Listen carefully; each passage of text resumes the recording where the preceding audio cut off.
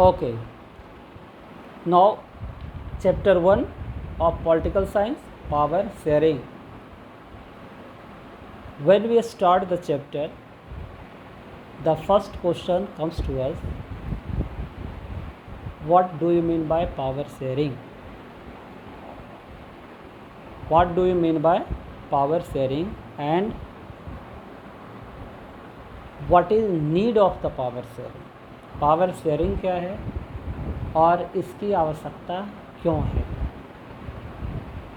So to understand power sharing, first case study और the study of Sri Lanka and Belgium, case study of Sri Lanka and Belgium has been given hair.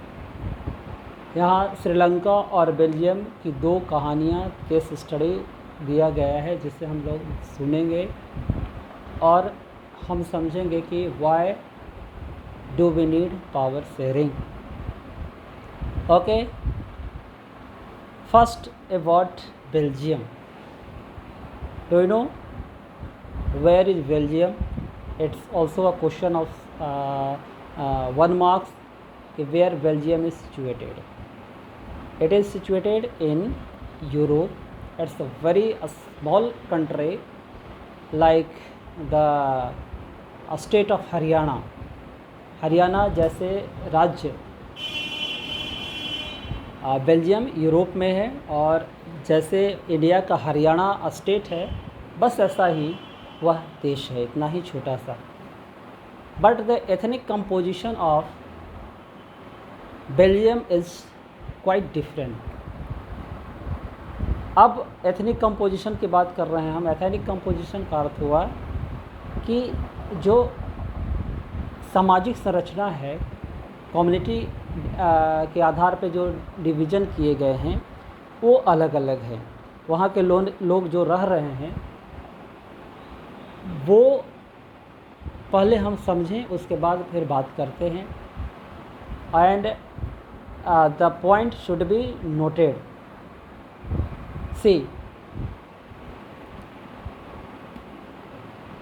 59%, write down in your notebook, 59% people of Belgium live in Flemish region. The percentage must be there in your mind. 59%. Okay? 59% people used to live in Flemish region and speak Dutch language. 59% people used to live in Flemish region and speak Dutch language. Dutch भाषा बोलते हैं, और Dutch भाषा बोलने वाले लोगों की संख्या कितनी है? 59%. और वो एक क्षेत्र में रहते हैं, एक रीजन में रहते हैं. उस रीजन का नाम है फ्लेमिश रीजन. तो यहाँ भी क्वेश्चन आया परसेंटेज कितने हैं. दूसरा क्वेश्चन आएगा यहीं पे कि वो किस एरिया में रहते हैं और मेजॉरिटी किसकी है. तो डच लैंग्वेज बोलने वाले की मेजॉरिटी है, क्योंकि 59% वो हैं. On the other hand 40% people live in Wallonia region. 40% people used to live in Wallonia region. कहाँ रह रहे हैं? वालोनिया क्षेत्र में वो लोग रहते हैं. And they speak French language. French speaker का परसेंटेज कितना है? फ्रेंच स्पीकर का परसेंटेज है 40%. किस क्षेत्र में रह रहे हैं? वालोनिया रीजन में रह रहे हैं. डच स्पीकर का परसेंटेज कितना है? 59%. वो किस एरिया में रह रहे हैं? फ्लेमिश रीजन में रह रहे हैं. ये हमारे दिमाग में होना चाहिए. ओके, अब बोलोगे सर 1% तो थे, तो 1% का क्या हुआ, है ना? तो वो जो 1% हैं वो जो हैं वो जर्मन स्पीकर हैं. ठीक है. 59, 40 +1% वो जर्मन स्पीकर है, ये दिमाग में बात होना चाहिए। तो मेजॉरिटी यहाँ हमने देश में देखा कि डच स्पीकर की संख्या ज़्यादा है, but economically French are strong और मोर पावरफुल देन डच। ठीक है, संख्या कम है लेकिन आर्थिक दृष्टिकोण से फ्रेंच समृद्ध है। Now another point that should be in our mind के Brussels the capital of Belgium, that's also a question of short 1 marks. Where is the capital of Belgium? तो capital of Belgium is Brussels. Okay, and situation of Brussels is quite different in comparison to the entire country.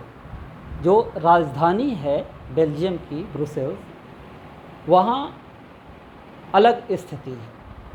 वहाँ पे 80% people जो हैं वो French हैं, जबकि देश में फ्रेंच की संख्या 40% है और कैपिटल में 80% and Dutch they are only 20%। ठीक है, अब सोचना ये है कि बेल्जियम गवर्नमेंट कौन सा स्टेप उठाए कि ये प्रॉब्लम को सॉल्व करे। अगर मेजॉरिटी हम देखें तो देश में मेजॉरिटी डच की है, तो कैपिटल में मेजॉरिटी फ्रेंच की है। ठीक है, अब दूसरी स्थिति है, 2 देश का एग्जाम्पल है, एक बेल्जियम और दूसरा Sri Lanka. Later I will teach you how Belgium solve its problem, okay, and what method was adopted by Belgium to solve its problem।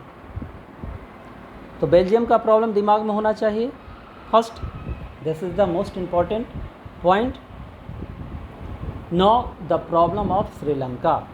अब हम श्रीलंका के प्रॉब्लम की बात करते हैं।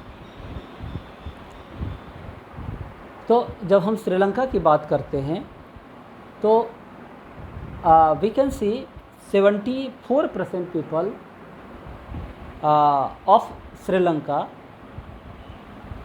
speak Sinhala language. कौन सी भाषा बोल रहे हैं श्रीलंका के लोग? 74% बोलने वाले कौन हैं? सिंहला हैं। ओके, एंड ये दोनों दिमाग में रखना होगा क्योंकि ये क्वेश्चन आएंगे और यहाँ पे शॉर्ट क्वेश्चन, तो बहुत सारा शॉर्ट क्वेश्चन आ रहा है। Percentage of Dutch speaker, percentage of French speaker, capital of Belgium in Sri Lanka, the percentage of Singla speaker. Okay, 74% that should be in your mind. Okay, and 74 Singla and 18% 18% जो लोग हैं वो तमिल बोलते हैं। ठीक है, and in Tamil we can see 2 types of the people और categories. One is Sri Lankan Tamil जिनकी संख्या 13% है, 13% है, और एक हैं वो हैं इंडियन तमिल बोलने वाले। ठीक है, तो तमिल भी 2 कैटेगरी में डिवाइड हो गए। 7% जो लोग हैं वो वहाँ पे दोनों बोलते हैं, वो हैं क्रिश्चियन। ठीक है, अब रिलीजन की बात करें तो जो सिंगला स्पीकर हैं 74% उन लोगों ने बौद्ध धर्म को अडॉप्ट कर रखा है। ठीक है, और तमिल वाले लोग जो हैं या तो हिंदू हैं, मुस्लिम हैं या क्रिश्चियन हैं। तो क्या हमने देखा कि यहाँ पे मेजॉरिटी में कौन है? तो वो है सिंगला स्पीकर। प्रॉब्लम समझ में आया दोनों देशों का? पहला है फ्रांस बेल्जियम में, वो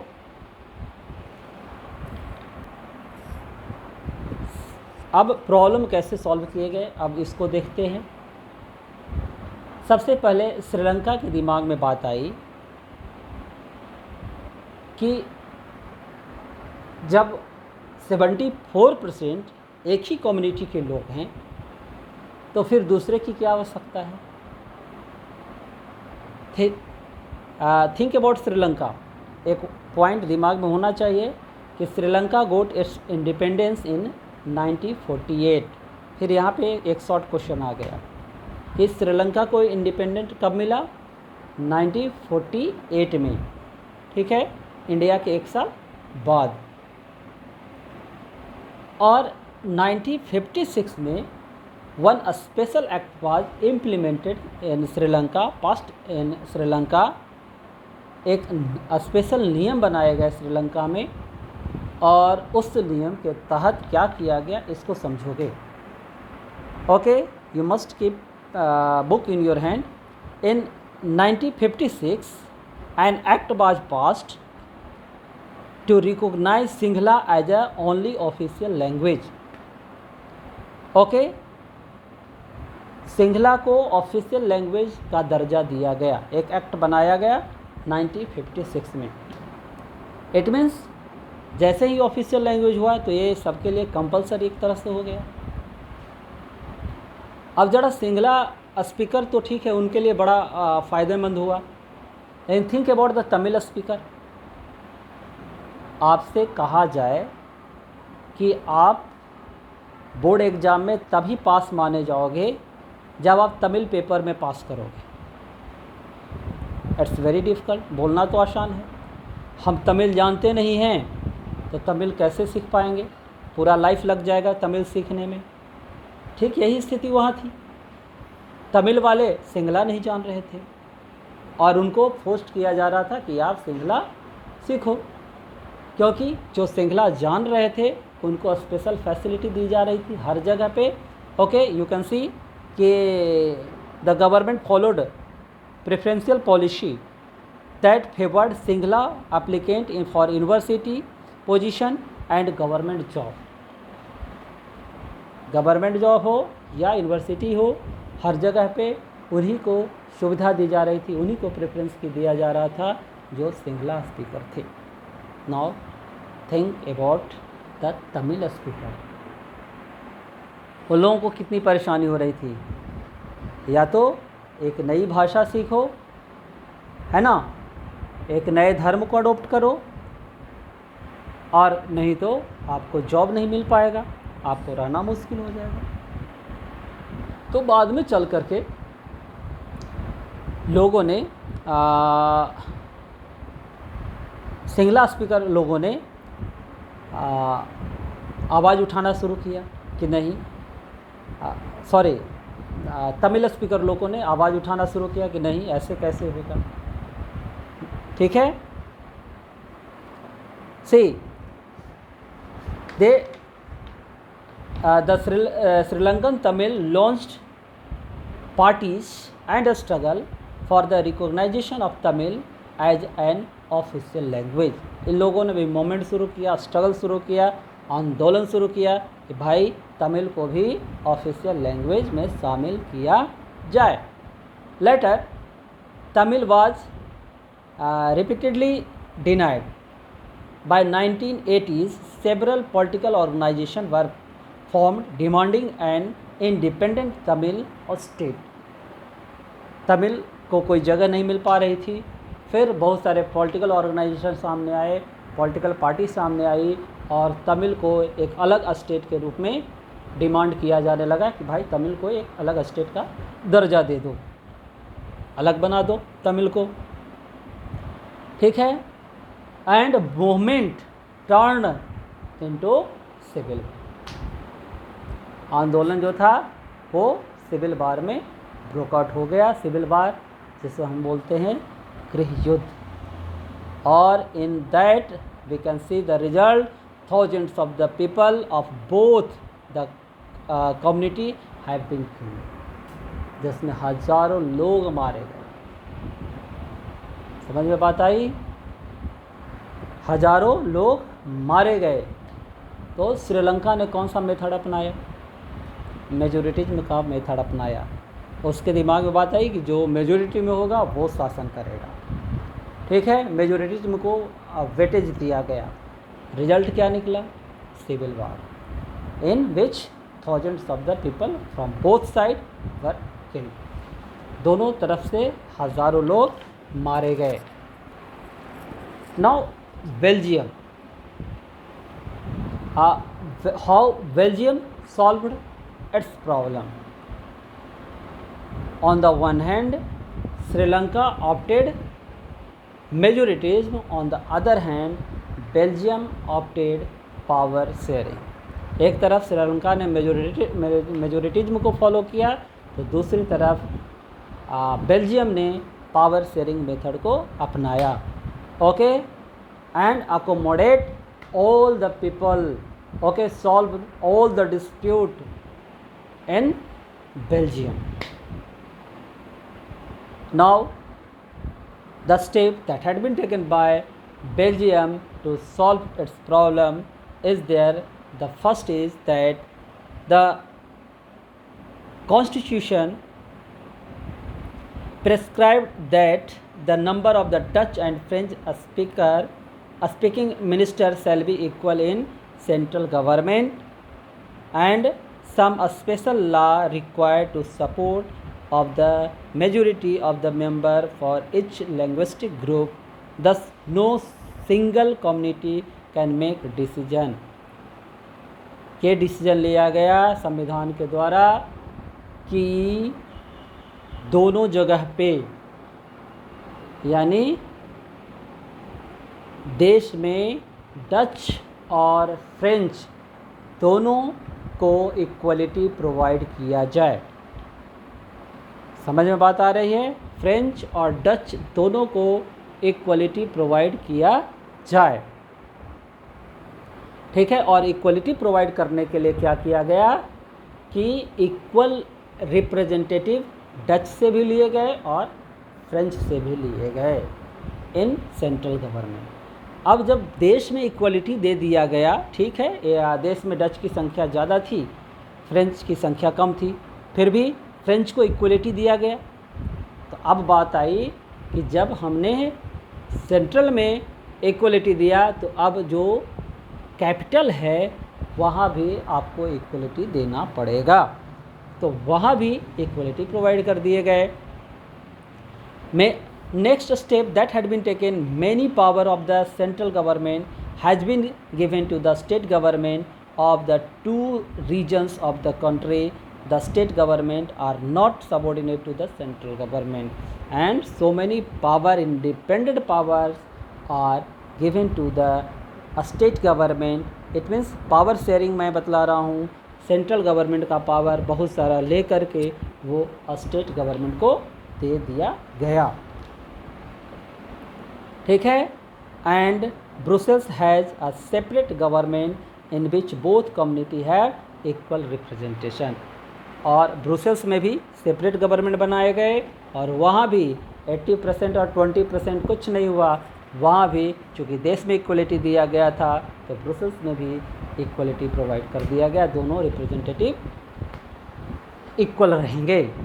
okay, and a part of this one another step and remarkable step has been taken by Belgium, and that was the community government. ठीक है, see, apart from the central and the state government, there is a third kind of the government, and this was community government, is elected by the people belong to the one language community, Dutch, French and German speaking, no matter where they live. This government has the power regarding cultural, educational, language and related issues. और ये इसके अलावा एक अलग government बनाया गया, और उस गवर्नमेंट का नाम रखा गया कम्युनिटी गवर्नमेंट। और कम्युनिटी गवर्नमेंट में क्या हुआ कि लैंग्वेज से जुड़ा हुआ मैटर हो, ठीक है, या कल्चर से जुड़ा हुआ मैटर हो, ये सारे ऐसे यूसेज को सॉल्व करने का, ऐसे प्रॉब्लम को सॉल्व करने का काम कम्युनिटी गवर्नमेंट को दे दिया गया और इस प्रकार सारे डिस्प्यूट को बेल्जियम ने सॉल्व कर दिया। We can see Belgium adopted power sharing, okay, and there was no any civil war or conflict in Belgium, but Sri Lanka adopted majoritism, where we can see civil war in which thousands of the people killed to each other. Okay, now we can find the answer, why do we need power sharing. अब हम answer पा सकते हैं कि हमें power sharing क्यों चाहिए।